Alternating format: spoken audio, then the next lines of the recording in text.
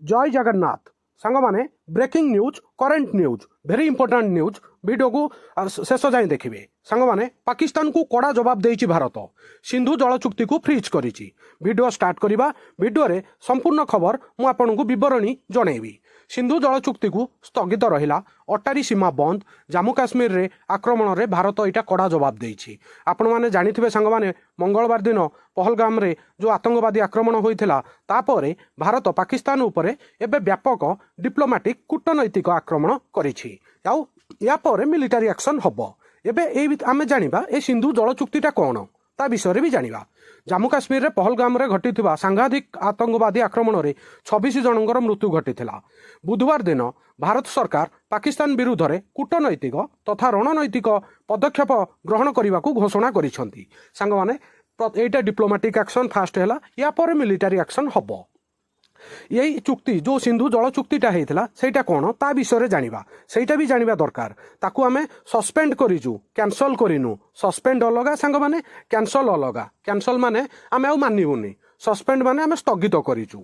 सिंधु जल चुक्तिटा कौन थिला ता विषय जानिबा, जोटा कि 19 सेप्टेम्बर 1960 मसीह भारत सरकार एवं पाकिस्तान सरकार मध्य एक राजीनामा स्वाक्षर होता।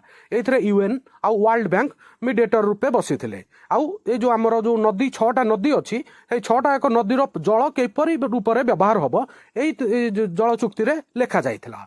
सेई टाइम रे भारत तरफ भारतर तत्कालीन प्रधानमंत्री श्री जवाहरलाल नेहरू एवं पाकिस्तान सरकार फील्ड मार्शल मोहम्मद आयुब खान पाकिस्तान राष्ट्रपति मध्य यही एग्रीमेंटा होता। जो आमर 6टा नदी अच्छी आमर भारत में ये 6टा एक नदीर किए केतिकी जल व्यवहार करिवो सेही एग्रीमेंट रे लेखा जाइथिला। एबे ता विषय जानिबा। सिंधु जल चुक्तिनामा अनुसार भारतर अवस्थित 3टी पूर्वांचल नदी बेस, राबी, सतलेज तार जल को भारत नियंत्रण करुथिला एवं भारतर अवस्थित 3टी पश्चिम नदी इंडस, चेनाब और झेलम जल को पाकिस्तान नियंत्रण करुथिला।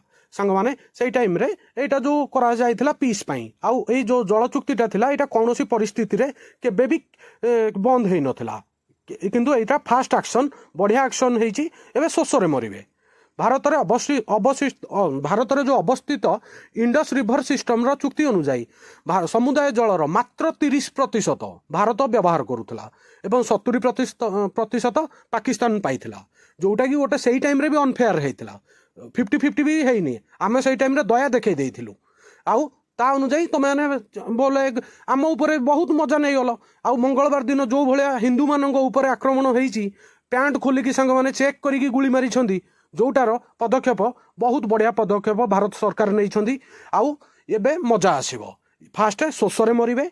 पूर्वर तो पाकिस्तान भिक मागुची, खाइबा को नथिला, तो इकोनॉमी जीरो, एबे पानी जीरो, तापरे गुली रे मरिबे।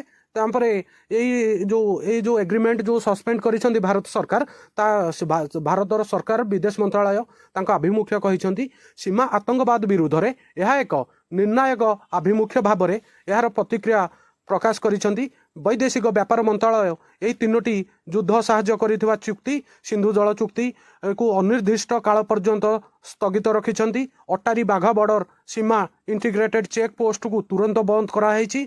अटारी बाघा बॉर्डर जोटा सांग माने से इंडिया और पाकिस्तान बॉर्डर से थिला, जोटा कि पंजाब रे अवस्थित। बॉर्डर लोक माने पाकिस्तान को जो जहाँ किसी बिजनेस होउची, जो ट्रांसपोर्ट हरिका होउतला ताकू भी बंद। एबे पानी बिना मरिबे, खाइबा को तो नथिला, भिक मागुथिले, सेइथिरे तो मरुछंती, तापर गुली रे मरिबे। सांग माने वीडियो एठी सरला। वीडियो को लाइक करिवे आ समस्त पाखु शेयर करिवे। नुआ थिले वर्ल्ड अफेयर मधुजिके ओडिया चैनल को सब्सक्राइब करिवे। वीडियो देखिथिबारु बहुत बहुत धन्यवाद। जय जगन्नाथ, वंदे उत्कल जननी।